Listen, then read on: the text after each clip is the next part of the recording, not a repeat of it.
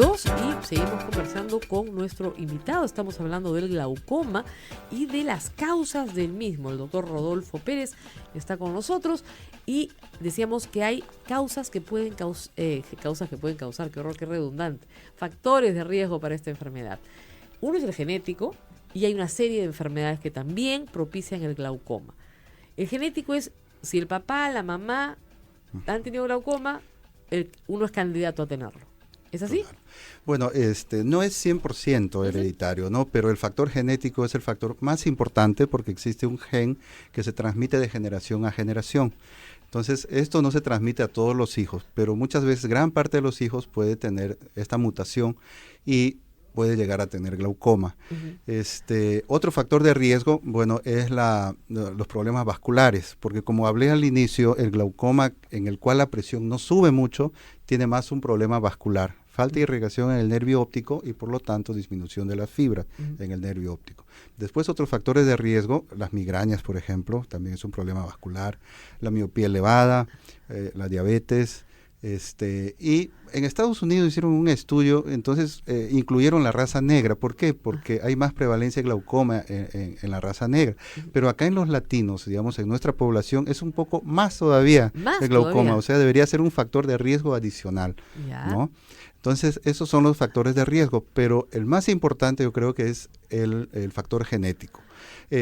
Hemos hecho algunos estudios, estamos, digamos, buscando familias en los cuales existan 3 generaciones afectadas y por algunos métodos de biología molecular podemos encontrar el gen que está afectado. Como en toda enfermedad, mientras más temprano se detecte, menos posibilidad tiene la persona de quedar ciega. Así es. O sea, si se detecta temprano, la persona no va a quedar ciega. Se puede tratar a tiempo y no hay pérdida de la visión. ¿Un diabético cuándo tiene que ir al oculista por este problema? Bueno, todas las personas con diabetes tienen que ir por lo menos una vez al año al oculista. ¿Para qué? Para un examen de fondo de ojo, porque en la diabetes produce un problema vascular, un problema de proliferación de nuevas venitas que pueden llevar a hemorragias y una serie de complicaciones. Si esto se detecta a tiempo, se puede tratar, ya sea con láser o diferentes métodos que existen. Decíamos, ¿cuándo hay que ir al oftalmólogo?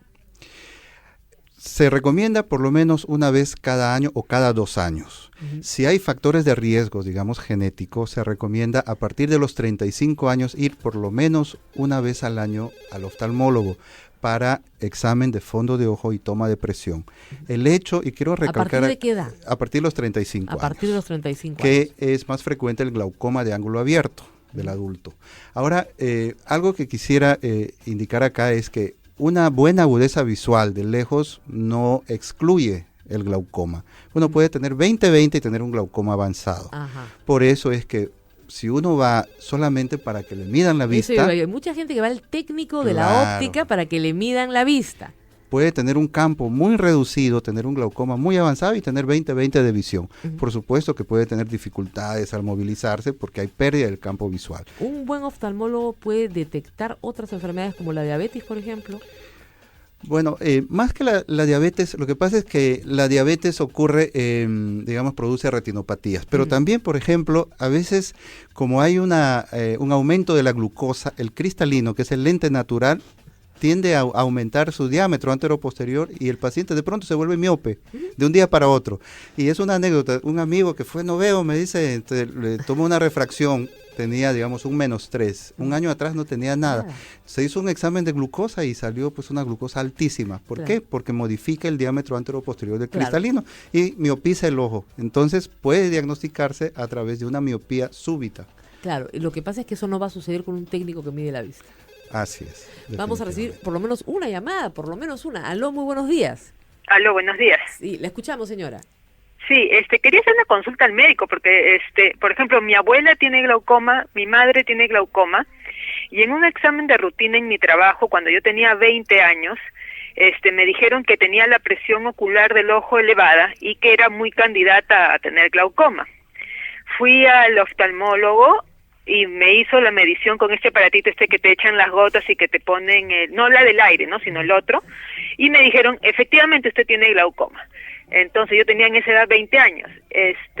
Empecé un tratamiento con timolol todos los días 2 gotas, y hará unos 3 años atrás volví a hacerme un examen, estos de campo abierto, una tomografía al ojo, para ver los nervios, y el médico que me hizo el examen me dijo: señora, usted no tiene glaucoma. ¿Usted me podría explicar a qué se debe eso? Porque ¿cuántos años tiene ahora? ¿Ah? ¿Ahora cuántos años tiene? 40. 40, muy bien. Muchas gracias por su llamada. Gracias. Bueno, el diagnóstico de glaucoma tiene que hacerse pues, de la manera debida. Lo que pasa es que al tomar la presión intraocular, como es un método realmente a veces incomoda, entonces el paciente puede cerrar mucho el ojo y entonces tener mucha dificultad del oftalmólogo, y a veces puede presionar el párpado y la presión salir un poquito elevada. Entonces, eso puede ser por un fenómeno en la toma de la presión. Lo otro es que muchos pacientes pueden tener una presión elevada porque tienen la córnea más gruesa. Los equipos todos están diseñados para córneas promedios. Digamos, una córnea promedio tiene 520 micras. Pero si es una persona que tiene 620 micras, la presión puede estar en 25, 28, normalmente hasta 20, y no tener glaucoma, simplemente es por el grosor de la córnea. Ahora, además de la presión, el otro método que nos hace prácticamente el diagnóstico es el examen del nervio óptico, que es lo más importante.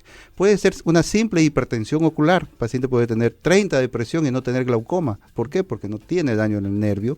Y muchos de estos pacientes, digamos, un 20% puede hacer glaucoma, pero hay un 80% que no hace.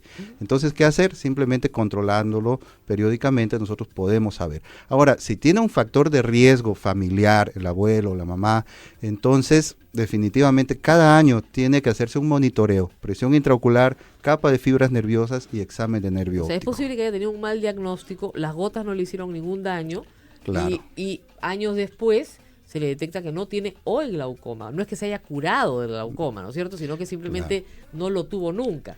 Pero tiene que igual no descuidarse. Igual controlarse porque tiene una carga genética bastante grande, ¿no? Fuerte. Abuelo y madre, sí, pues. Ahora, hay dos tipos de glaucoma, de ángulo abierto y de ángulo estrecho. El más común y el más peligroso es el de ángulo abierto porque no avisa. Entonces el paciente pierde campo visual y no se da cuenta. Ahí es donde uno se da cuenta que ha perdido el campo visual, eso es glaucoma. Así es. Pero hay otro que es el de ángulo estrecho, donde la presión está bien. De pronto una emoción intensa, se dilata la pupila y la presión puede subir a 70 y causa mucho dolor y ojo rojo. Este tipo de glaucoma se diagnostica, se trata y se soluciona el problema. Pero el más frecuente es el de ángulo abierto que no da molestias. La presión puede estar en 32 y no causar pero la persona ninguna se molestia. asusta. A mí me ha pasado, un amigo mío que me decía, comencé a darme cuenta que se me estrechaba el campo visual y cada vez veía menos a los costados. No veía nada. Claro. Era como una de esas televisiones antiguas, ¿no es cierto? Que se va reduciendo la pantalla hasta que queda un puntito así. Así es. Horrible. Así es.